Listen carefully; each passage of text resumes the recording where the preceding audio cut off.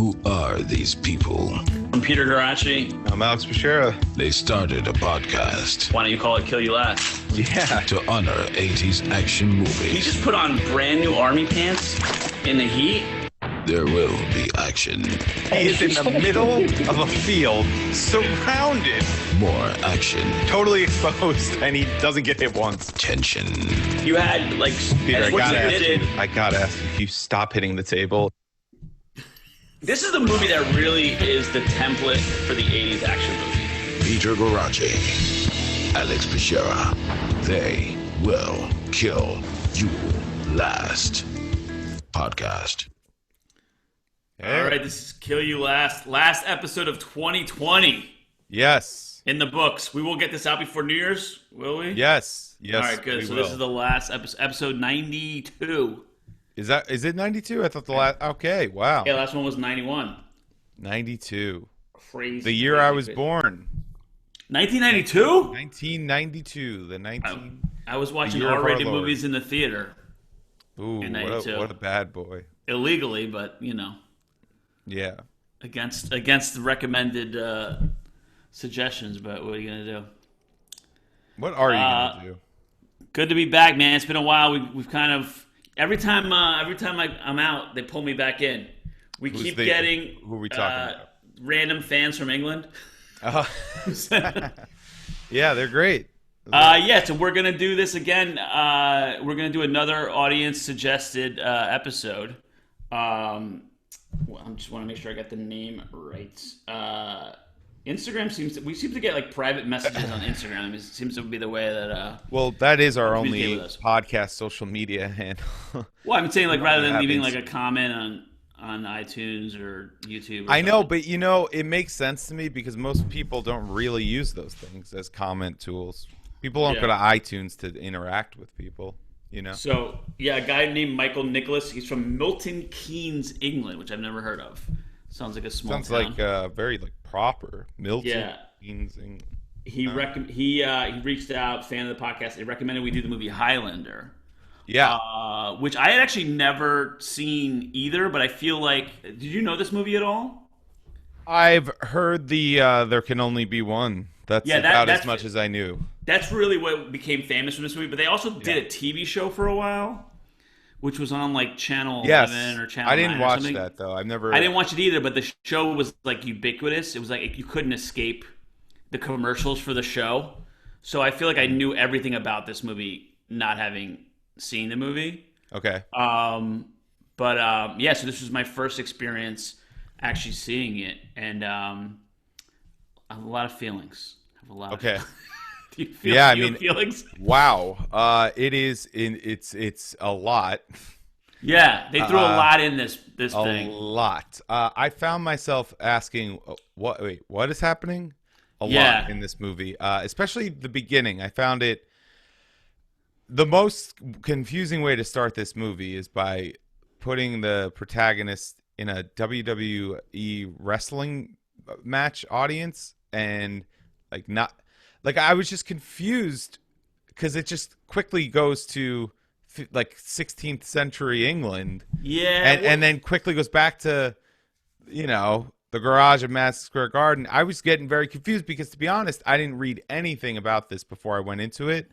So I just was like, this was one of the ones where I was just like, let me just watch this movie. I'm not going to so I felt myself like, in the beginning, I was like, what is happening? And then eventually the story unfolds itself. It becomes apparent, and I guess that's intentional. But I will say, I mean, like, God, if you didn't know anything going into this movie, you're confused by the end of Act 1. I feel like I had seen just the beginning. So the movie starts with you're at like a wrestling match in Madison Square Garden, and then it pans up to the audience. Then you start following a guy that was in the audience into a garage, and then it turns on a full-on sword fight. Yeah, like a broad sword fight. Yeah, one guy gets decapitated, which causes some kind of like rupture. Right. In the space-time continuum, there's like light. There's light flickering, there's digital effects. For some reason, that's the only part I'd ever seen in this movie. And I don't know if it was like I feel like I saw like in a class or something. It was like played for me like this movie should never. I actually like that as an opening scene, but it's true. There is a lot going on, and there's not a lot of explanation. It just it's at once like very complicated and also like extremely simple. The story is they're immortal. Right. And so the guy's been around forever, so that's why he's around at these different time periods. But like the way that it's structured is, I mean, I guess it's kind of cool, but it's also. I will say, I mean, I don't know if I made this. I didn't not enjoy myself watching this movie. I definitely was enjoying myself throughout this movie. I mean, they made a ton of wacky decisions in this movie. I mean, there's literally a transition where it like just like kind of explodes into itself. Did you see that part? It's very subtle. Remember. Yeah. But like, well, it's not subtle. Sorry, it's the opposite of subtle. But literally, the scene transition is like this, like After Effects, like just like bomb. Like you just wouldn't do it in today's like film editing. You just wouldn't. Yeah. It's just so shocking the way that they. I don't know. A lot of this was It was like a lot of fun. It was like I feel like this movie is almost like junk food. Yeah, it's I know exactly the kind of guy that I went to high school with that loves this movie. Do you know what I mean? It's like sort of like a tangential to like Star Trek and Star Wars. I feel like this movie definitely has like I don't know. Yeah, I wonder. Yeah, they do. It's a cult. It's one of those cult classics. And they did. I think they did a bunch of sequels, and they did a TV show. It's got Sean Connery, and I've been on a real Sean Connery kick. By the way, like every time he's in a scene, it's just like Sean Connery's in the scene. Sean Connery's in the scene. Like it was just like, you know what I mean? He's wearing like a fucking lavish king's robe, like or like something else. Like there's sexual tension between him and the other guy. It's weird. It's very. It's funny. I love Sean Connery, and I feel like I love old Sean Connery better than I love young Sean Connery. And this is like peak old guy. Yes, Sean Connery. He's having a ball. Yeah. And this like goes into one of my problems with the movie. So the main character is called the Highlander because he was a Scottish. He's from the Highlands. Yeah. But the actor is Christopher Lambert, who's French. Right. Oh my God. This happens all across the board. And then Sean Connery's in the movie, and you're like, oh, he must be the Scottish. Nope. Like mentor. No, he's like a Spanish nobleman for some reason. Right. What is he? Ramirez or something? Yeah, they didn't like. I don't know that they had to make. And then the bad guy is supposed to be Russian, but he's like an American. Yeah, he's American. Yeah. It's just like okay. So Christopher Lambert, like who's the main character, like I have history with him, and then I feel like I've seen him in a bunch of movies, and every time he's got the wrong accent. What is that? Like, that's a big problem in this movie. Is what he has he's French. Dude, he has like a Tommy Wiseau from The Room accent. Yeah, that's what it is. That is what it is. He sounds exact. He's like, the place. Like it's bad. It's like a weird. It's like an intentionally bad accent. I don't understand it. He was in a movie called The Sicilian, which should be like right in my wheelhouse. He's playing. It was a real life like famous a Sicilian bandit called Salvatore Giuliano. It's based on a Mario Puzo, I think, book. Wrote the screenplay, and it's directed by Michael Cimino, who did like The Deer Hunter and a bunch of other amazing movies. It should be like exactly my movie, and you got a fucking guy with a French accent who can just not shed his French accent. I don't even know if it's a French accent. He's doing some weird, like medieval, I think, kind of thing. But it doesn't play like that. It plays like Tommy Wiseau from The Room. Yeah, he has like weird, like his facial expressions. And he goes in and out of that, by the way, throughout the entire movie. Because like there's some scenes in like modern day New York where he's like talking with a girl, and he doesn't have the accent for a couple scenes, and then. You know, you jump back to the middle of the movie or whatever, and he's full on Tommy Wiseau. So I don't know. It wasn't that. I don't think his performance was that great, honestly. But I like the story of this movie as like a fantasy lore. Like I just like the idea of. I don't know. It was a creative story. I'll give it that. Like that's what I enjoyed about it. I think, and I like it's partially like New York in the '80s, which I love the like. You always like that, yeah. That time period and like showing New York. And then it's like I like the like Highland stuff too. It's just it's beautiful. I wanted more Highland, especially if you're gonna call it the Highlander. Yeah, there was a good amount of it. They kept basically the film is jumping back between 1980s New York and like medieval. Where are they in the Highlands? Where is that? Scottish Highlands. In the Scottish Highlands, like in the 15th or 16th century. Something Most like that, of the film takes place in those two locations: 80s New York. Yeah. Scotland.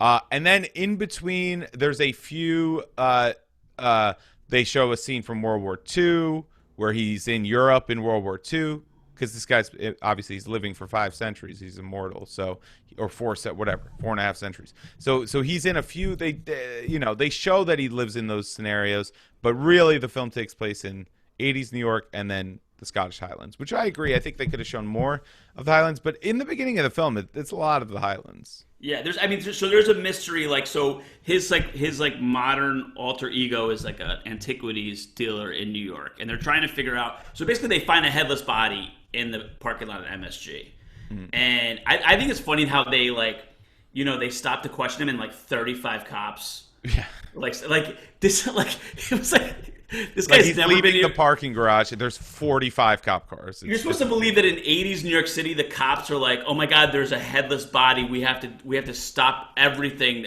Like the cops give two shits about this in actual 80s New York. They're like, "Oh, one dead body." Like the fact that like it's like what, we're pulling out all the stops to get the governor on the phone. We have one dead body in New York it's City. pretty weird, yeah. And it seems to be like a major like plot element is like the cops trying to figure out who killed this one guy. It's Right. Like, who gives a shit? They would have gave up in 48 hours, like the first 48. They would have. I feel like it's like New York cops with a dead body in the 80s is like in The Big Lebowski when he asked the cop about his car getting stolen. It's like, do you have any leads? He's like, yeah. We got cops working in shifts trying to find your rug. No, that's it, man. No, you're right. That is something that kind of takes you out of it. I didn't really think about that because I'm just like kind of sucked into the movie. But yeah. The New York City cops were like, I don't know, it was such a stereotype. I feel like too. Well, like, the one guy is John Polito, who if you ever seen like Miller's Crossing, like he went on to become like a character actor that the Coen brothers used a lot, and he's great in a lot of Coen brothers movies. But it's funny because he died recently, John Polito, and he was gay and he was not open, and I was like, oh, that's weird. Like it was not open. He never. I guess it wasn't really public that he was gay until after he died, and like if you go back and watch like some of these like Coen brothers movies, you wouldn't necessarily be like, oh, I wonder if that guy's gay. In this movie though, he is flaming. It's like it's so weird to see like a guy who's like acting persona changes. The cop is gay? Yeah, like which guy? He's not gay in the movie. He's you'd have to look up who he is. He's like one of the main officers who's like investigating. Oh. He's just like very like theater. The most flaming guy in this movie by far is Sean Connery. Yeah, who like the gayest guy. He camps it He's up, so man. gay. And they basically have a love scene in the but like that training montage is like they're gonna have sex at the end. Yeah, this should we spoil it? Yeah, I mean there can be only one. So clearly, if Sean Connery and Christopher Lambert are both immortal, one of them is not going to make it. And this movie, that's not a spoiler. Sean Connery dies. This movie really it loses me when we lose Sean Connery, because like Sean Connery is so entertaining in this movie that like a lot of the fun enjoying this movie, like it has to happen, like it has to happen, but that to me that was a hard moment. So I think his name is Clancy Brown is the bad guy. So he's basically chasing. I mean, some of the most wild scenes I've ever seen in a movie they let happen in this movie with that guy. Yeah, the scene in the church, which is just insane, where he's basically like scaring everyone in the church by just being he's yelling at the nuns. Yelling at the nuns. He's like, fucking, let me eat your pussy. Like, he's like fucking so vulgar, like overtly like demonic, basically in the it's like uncomfortable to watch. And then the other scene that goes on far too long, where he kidnaps the girl and takes her on a ride and basically plays chicken with her in the car. Do you remember that scene? Right now, I'm like blanking on that. Oh, like the forensic girl. The one who's like also investigating. Trying to figure out. He takes her and kidnaps her, and when he does that, to I guess try to lure the Highlander to come after him, he like there's a scene that goes on for like 3 minutes. It's like 3 straight minutes of him driving through New York City. And he's like, "You ever play chicken?" And then she's scared as shit, screaming. And it's like a full-on 3 minutes of him driving through the city, like almost crashing into cars and scaring the shit out of her. But he's like insane. Like his facial expressions and everything he's doing is just like, it's just a weird. I enjoyed it, but I also was like, am I watching like an acid trip? Like it was kind of like. He was definitely told to like ham it up. Like, yeah, no, because he's a really good actor. I was gonna say, I think he did a great job of being this insane, evil, like bad guy. But I was just surprised that like the director let him go on that long in that scene. I don't know.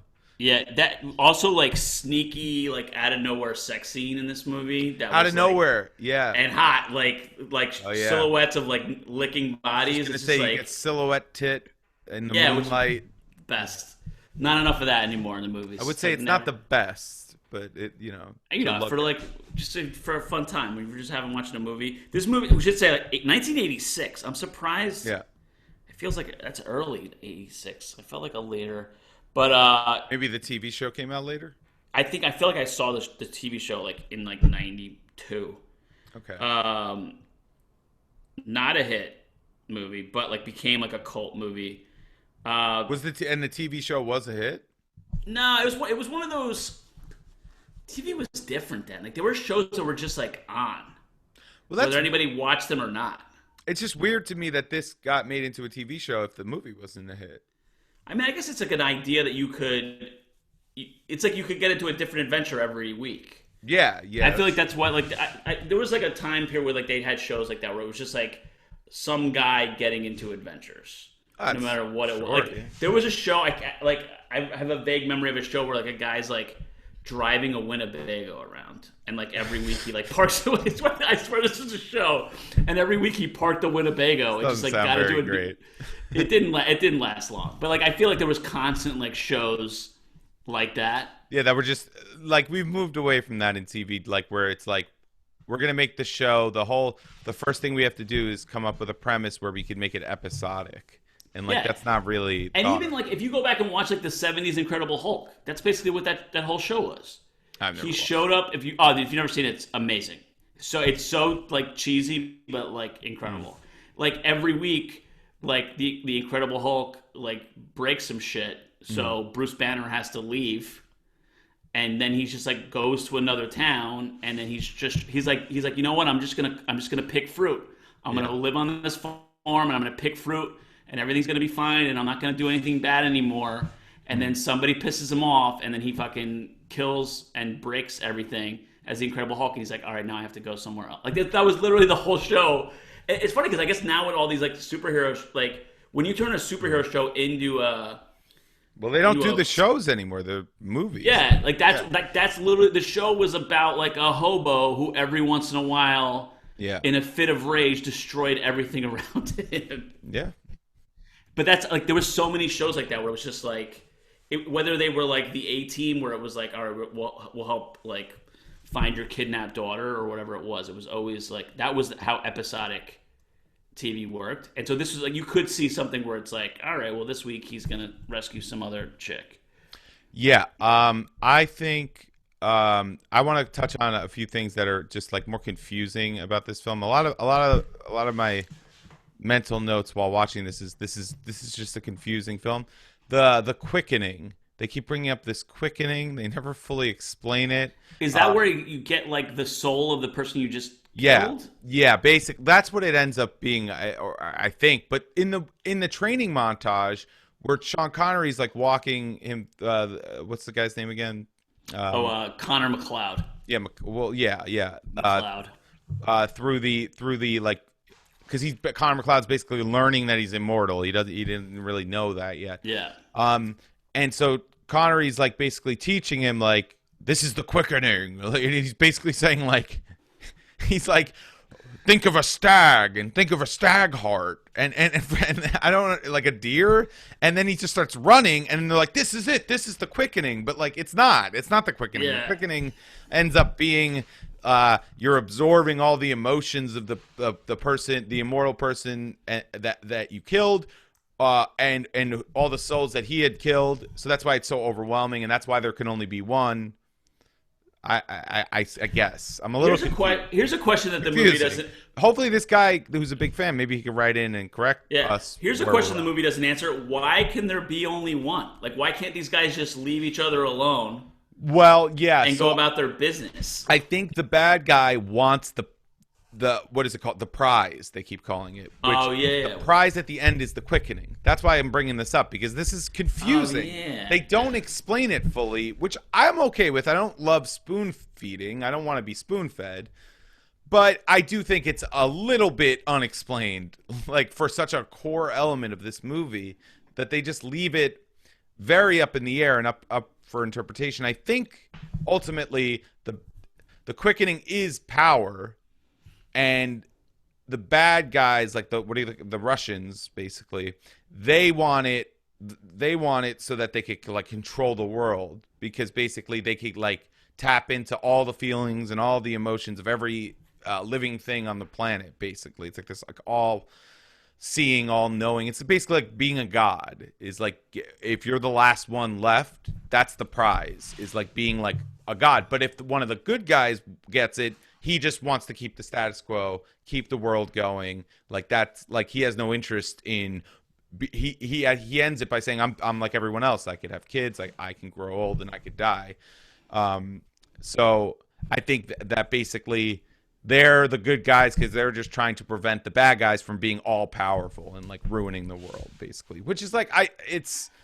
All right, so why didn't they just say that? You know, like why did I have to like look at 5 YouTube comments that were voted to the top of the, you know, the because this film's on YouTube, by the way. So if you look on YouTube, you can look at the top comments, and some people are explaining the film and a lot of people are like, I don't understand this. So it's just like I should say it was written by a guy named Gregory Wyden, this was his UCLA like film, like he was like a college student. Film? Yeah, the script. He wrote the script while he was at UCLA, so he had like like his baby. Yeah, he's had like a nugget of a good idea. He went on to write Backdraft, which is a really good movie that I really like. It is a good idea. I definitely understand why you write this script. I think there was a few things that were just like convoluted and confusing. But again, like I think you start with like a rip. Like I really like the opening, and it's funny because I'm a sucker for a guy with a trench coat that's hiding a weapon and cool sneakers. Like there's like this reminded me like he in the beginning of the movie he actually reminded me a little bit of the opening of Terminator. Okay. And Kyle Reese.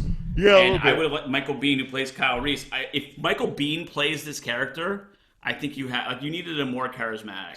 All the actors could have been better in this, except Sean Connery. Yeah, but all the actors, it would have been a more enjoyable film. Yeah, the woman was like Roxanne Hart. He was like meh, and the main guy is very meh. They're not. I saw something where he got cast in a role because he's farsighted if he doesn't wear his glasses. And so it makes him look like he's like contemplating shit. He always like if you look at him in the movie, he's always like looks like he can't see. Brow, like his head is protruding. Yeah, there's something a little mongoloid about him. He's got like a giant forehead. It goes like he's got like a 5 head, as the urban youth say. Yeah, I would have liked to see a more charismatic actor in the role. Yeah, and then you know, to lead this movie, you really need someone you want to like love and pay attention to. You know, where I didn't really like love this dude. I don't know. Yeah, he was weird. He felt autistic the whole movie. Did he not? Turns out it's just. He felt like he was solving a puzzle in the background. Like, turns out it's just a language barrier. He was constantly trying to figure out what people were saying in English. Yeah, he's dumb. So you're telling me that I'm immortal? I gotta cut a guy's head off? Sean Connery is like fucking. It's the quickening. It's such a weird movie, man. He's like, what? He's thinking about it from like 5 scenes ago. He's got like Keanu Reeves dumb guy, like early Keanu Reeves dumb guy aloofness, but not the likability of Keanu Reeves. So just like a dumb boring. It guy. does. The movie does build to like you know it's coming. There's got to be a fight between the two guys, and is that like a what is that, a train station? Like No, it's that famous sign, like I'm sorry. Yeah, they did it on top of Silver Cup Studio. Yeah, Silver Cup Studio. So the fight starts up literally on the sign, which you can see if you drive over the Queensboro Bridge. But then they're in a warehouse, and like the back of the warehouse is all glass. Yeah, and that's really fucking. That's a cool shot. That scene is really cool. The ending scene, like the way it looks, and also the digital effects for the time. Look, I mean, obviously they're dated now, but even like the digital effects for 1986, I mean, they kind of hold up. They were kind of impressive for the time. I've seen way shittier mid 1980s digital effects. Well, that's what I'm saying. Like, that's why I wouldn't even think it was 86 because 86 seems kind of early for this kind of stuff. No, but they kind of did it, yeah. But that would have been impressive back then if it was like the first time you were seeing it. Yeah. All in all, I mean, I'm like, it was one of those movies that eventually I had to see. So I enjoyed it. I'm glad I watched it. I just wish there was a more charismatic actor, like a more like rootable, winnable, like a guy you want to win, as the lead. That would have done it for me and made this like a I love this movie kind of thing. But this guy just like he was so. I like the story way more than I liked him. Yeah, I absolutely agree. It's the same thing. It's like he annoys me to the point where it takes me out of the movie. Like if I'm gonna stay with this guy, like it's got to be a guy that I want to hang out with. Right. Exactly. But like, thank you to Michael Nicholas for recommending it. Thank you, Mike. And definitely other fans, if you want to write in and make requests for us to do it. There's so many movies that we haven't gotten to yet. But what else is going on? This is it. 2020 is ending. Yeah. We haven't seen each other since March in person. I know, man. Crazy. It's very sad. I mean, I could definitely come see you, bud. I've seen a few people over this whole thing, but it's just it feels useless to even make plans. Like what are you doing for New Year's? Like everyone's like nothing, or like seeing one or two people. Yeah. Like I don't know. We got a vaccine on the way, so maybe, like, I don't know, maybe things will start to function again. I don't know, man. I started this new job, and they're saying no one's returning to the office at a minimum until May. So that could get pushed back. So, where is the actual office?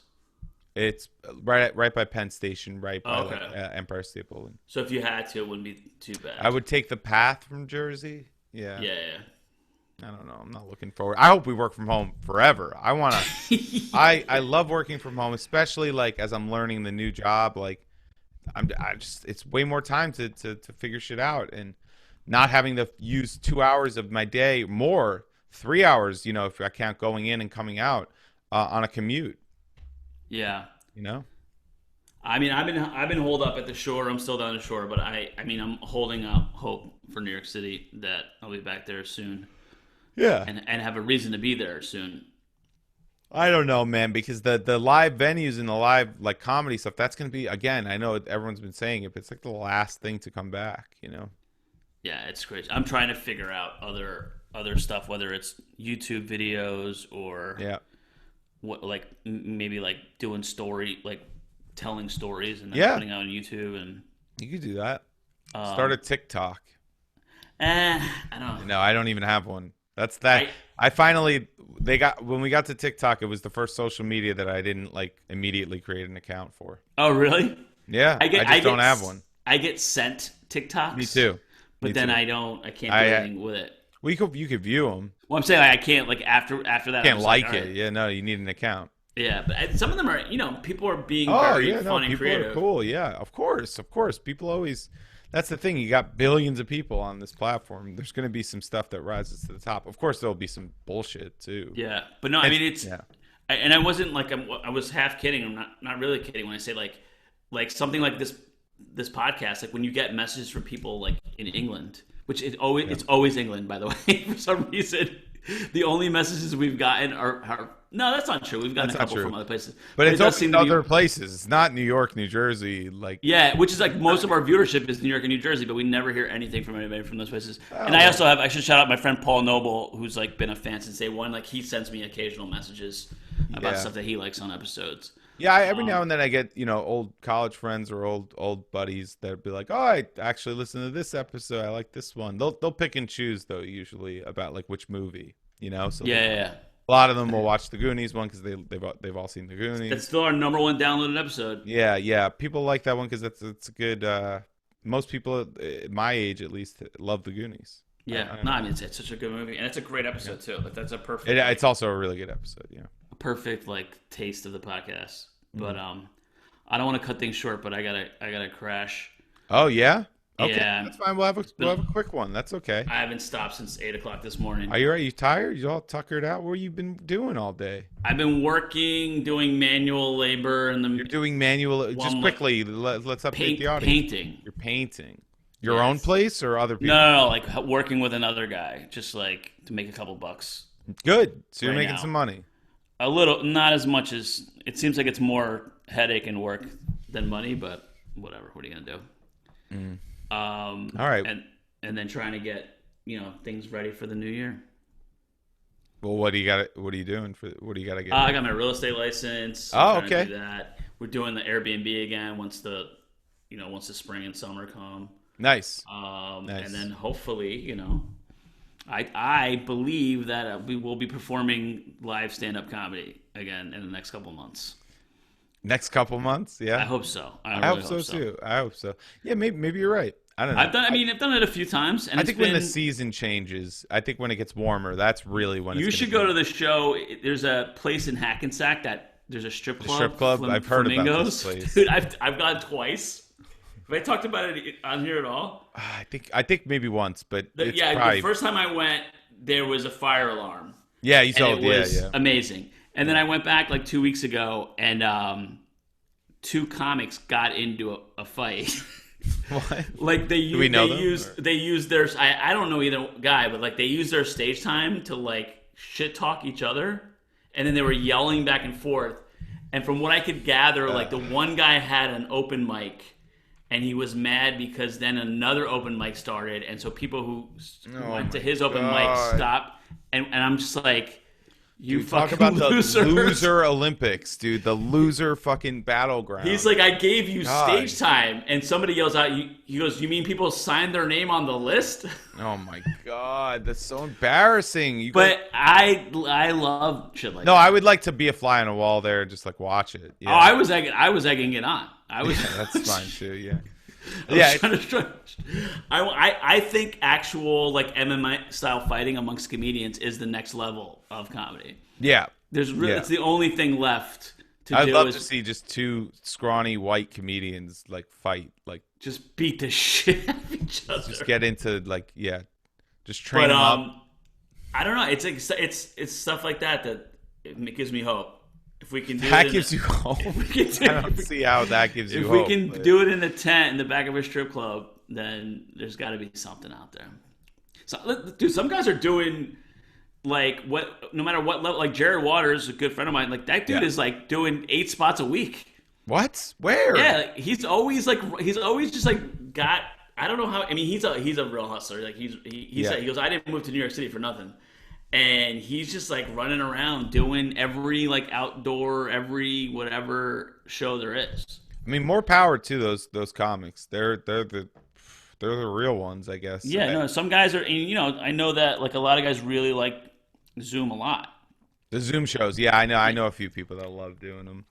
I don't like Zoom stand up, but No. I love, Zoom podcast, Zoom show. Sure. Yeah, Zoom for conversation is fantastic. Of course. Zoom for waiting for the laugh is weird. It's just weird for everyone involved. Obviously, I just feel like the audience can't be having a good time. It's just not. It's just not. I don't good. know. I don't know. Maybe they are. Maybe there's some people. But anyway, I don't want to keep you too long. I know you're tired. We'll be back sooner rather than later. I mean, my birthday's coming up first few days in January. But I mean, we could do an episode, beginning of January. When's your actual birthday? January 9th.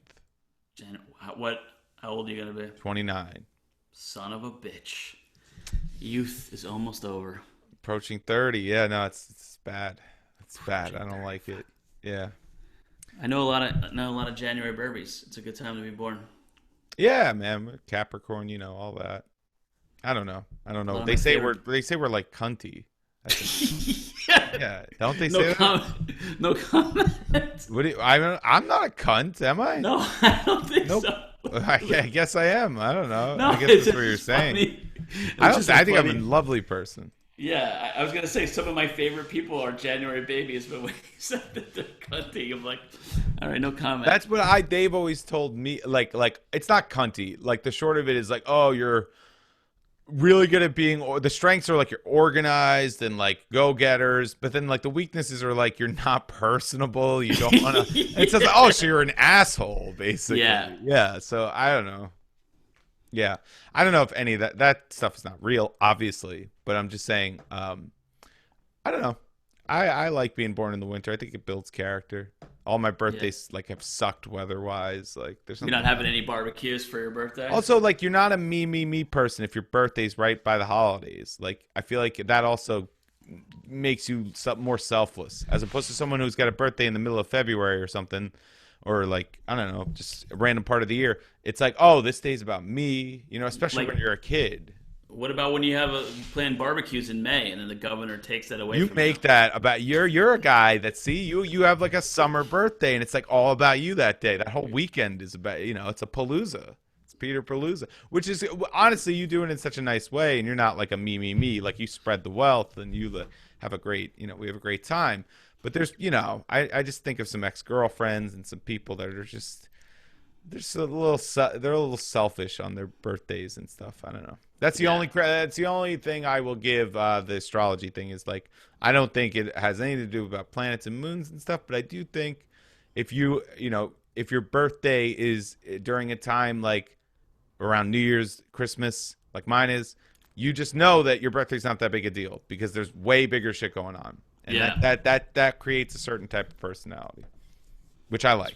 That's probably true. Yeah. Yeah. Anyway, it's a lot to throw in at the end there. I don't know. But my thoughts on paganism. I'm putting your birthday in my calendar right now, so I don't. Oh, thank you, buddy. You didn't have to do that. It'll pop up on Facebook. You'll see. You're right. Facebook will tell me. Facebook is the only way I can maintain certain friendships by saying happy birthday. Not be a dick. Yeah. I actually I text like close friends of mine and I just say Facebook tells me that today is your birthday, so I just want to make sure. That's good. But listen, Happy New Year. Happy New Year. Happy New Year to everybody listening out there. Can't believe this is it. 2020 in the fucking bag.